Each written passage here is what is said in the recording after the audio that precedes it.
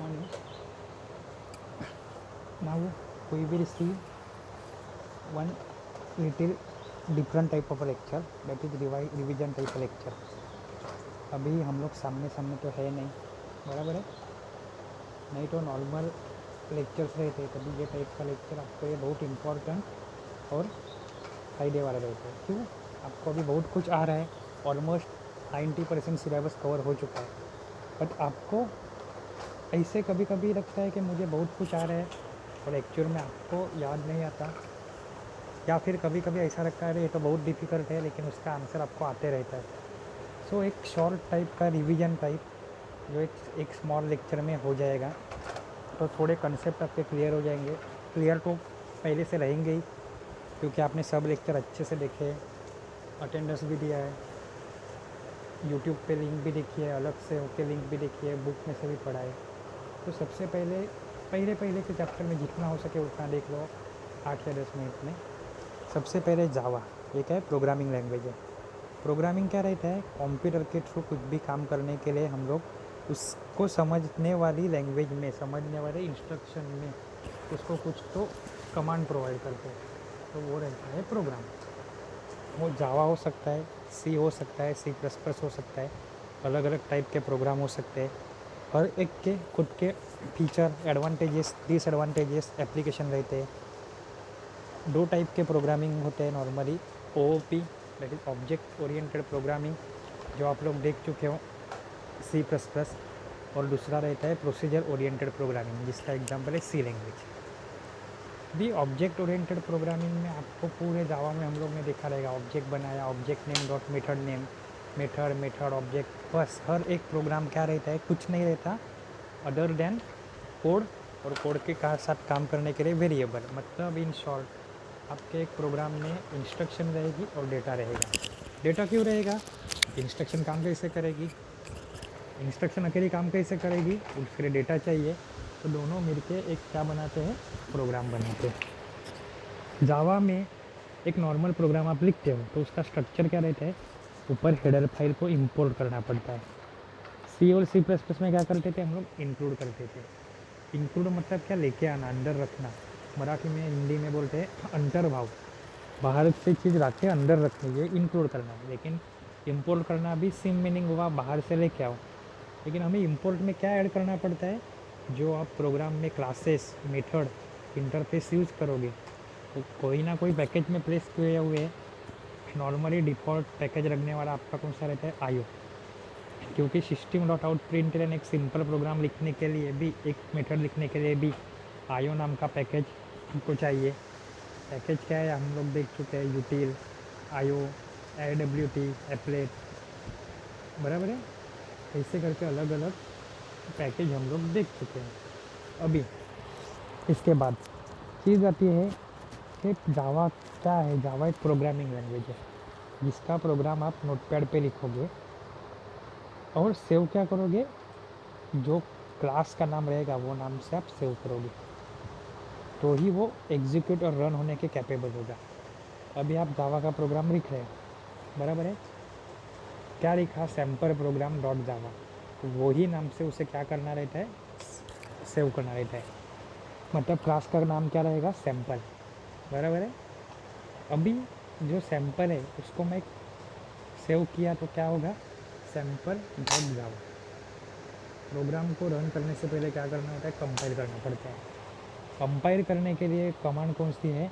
जावा C program name dot Java, मतलब Java C sample dot Java, Java C that is Java compile करो, Java C program name क्या था? Sample dot जावा, तो वो programme को compile करो।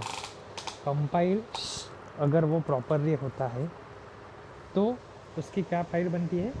क्लास फाइल बनती है। क्लास फाइल मतलब वो क्या काम करती है? एक बाइट कोड जैसा, और बाइट कोड ही है जो कोई भी कंप्यूटर समझ सकता है, भले आपकी ओएस कौन सी भी हो।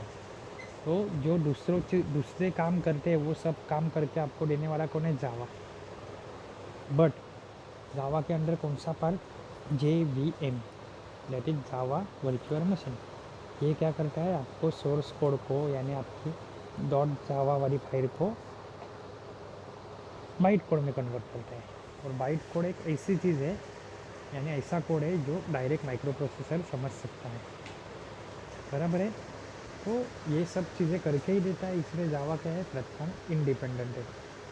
आप कोड से भी प्रोग्राम पे चलाओ, उसका कन्वर्जन किस में होगा, बाइट कोड में होगा। और बाइट कोड ही ऐसी लैंग्वेज है जो माइक्रो प्रोसेसर को समझती है। फिर जावा के अलग अलग बहुत सारे फीचर थे, रोबस्ट, प्लेटफॉर्म इंडिपेंडेंट, सिंपल, बराबर है, ऐसे सिक्योर, तो बहुत सारे फीचर थे। लेकिन 12 या 13 फीचर है, आपको सब याद रखने हैं। लेकिन अभी हमें क्या देखना है, जावा का मेन फीचर क्या रहता है, 4 फीचर है। ऑब्जेक्ट ओरिएंटेड प्रोग्रामिंग के 4 फीचर है, PAIE, polymorphism, abstraction, inheritance, encapsulation. Polymorphism मतलब क्या, one main and multiple form. Encapsulation मतलब क्या, binding of a data and the code, जो डेटा है, जो वेरिएबल है वो, और कोड मतलब कमांड, इंस्ट्रक्शन की, इनको बांध के रखो। तो कैप्सूल में बनना चाहिए। कैप्सूल क्या करती है, दवा को बांध के रखती है। यहाँ पे binding of data and code, दोनों चीज़ों को बांध के रखना है, इसीलिए उसको एनकैप्सुलेशन बोलते हैं। एनकैप्सुलेशन की वजह से क्या होता है, डेटा यहाँ वहाँ पे फ्लो नहीं होता, ऑटोमेटिकली उसमें कुछ चेंजेस नहीं हो सकते गलती से, वो सिक्योर हो जाता है, बराबर है। देन है इनहेरिटेंस। इनहेरिटेंस ऐसा फीचर है जो मेरा ऑलरेडी कंपाइल्ड कोड है, मैं ऑलरेडी जो कंपाइल कर चुका हूँ, यूज़ कर चुका हूँ, उसको वापस से रीयूज़ करो। नया लिखने बैठो, नया लिखो, तो उसमें बहुत टाइम जाएगा, ओवरहेड बढ़ जाएगा। तो ऐसे टाइम पे हमें क्या करना है, इनहेरिटेंस, जो already use verified compiled version है कोड का, उससे ऐड करो, and you can add your own features और फंक्शनलिटी इन इट। तो ये था इनहेरिटेंस। एक चीज़ रहती है एब्स्ट्रैक्शन। एब्स्ट्रैक्शन मतलब क्या है, शॉर्ट में बोलना, summary. Here word what is important, what को अंडरलाइन करनी है हमें, कि इम्पोर्टेंट क्या है, what I can do, what my programme can do, how it is not my part. जैसे कि एग्जाम्पल के लिए बोला था आपको, आप बाइक चलाते हो, ट्रेन से आते जाते हो, तो व्हाट इज़ इम्पोर्टेंट, तो वहाँ पे व्हाट इम्पोर्टेंट के अंदर क्या आएगा, इम्पोर्टेंट टू ट्रैवल। आपको फ़र्क नहीं पड़ता, आपको जानना ज़रूरी भी नहीं है, आप जानते भी नहीं ट्रैक किसने बनाए, ट्रैक फिटिंग करके कौन गया, लाइट कहाँ से आ रही है, ट्रेन कौन चला रहा है, सिग्नल कौन दिखा रहा है, ड्यूटी पर कौन है, ये देखते हैं क्या हम लोग, नहीं। तो अननेसेसरी जो डिटेल है उसको हाइड करते हैं, और जो इसेंशियल डिटेल है, जैसे कि ट्रेन कहाँ से कहाँ पे जा रही है, फॉरवर्ड से ढानू, ढानू से बोईसर, ये ज़रूरी है। बाइक चलाते हैं तो पेट्रोल कहाँ से आया, कौन लेके आया पेट्रोल, बैटरी किसने बनाई, टायर किसने बनाया, टायर कैसे घूमेगा, इंजन कितने स्पीड से घूमता है, ये हमें मैटर करता है क्या, नहीं। हमें क्या करना है, एक्सीलेटर बढ़ाए, गाड़ी आगे जानी है, एक्सीलेटर छोड़ो, ब्रेक मारो, गाड़ी स्लो होनी है, लाइट का बटन चालू किया, लाइट लगनी चाहिए। क्या करते हैं, ये important, what is important, not how. यही कंसेप्ट इसका है, वो आपका एब्स्ट्रैक्शन है। इनके ऊपर पूरा आपका OOP, ऑब्जेक्ट ओरिएंटेड प्रोग्रामिंग, जिसमें हम लोग C++ देख चुके हैं। अभी हम लोग क्या देख रहे हैं, तो जावा देख रहे हैं हम लोग, बराबर है।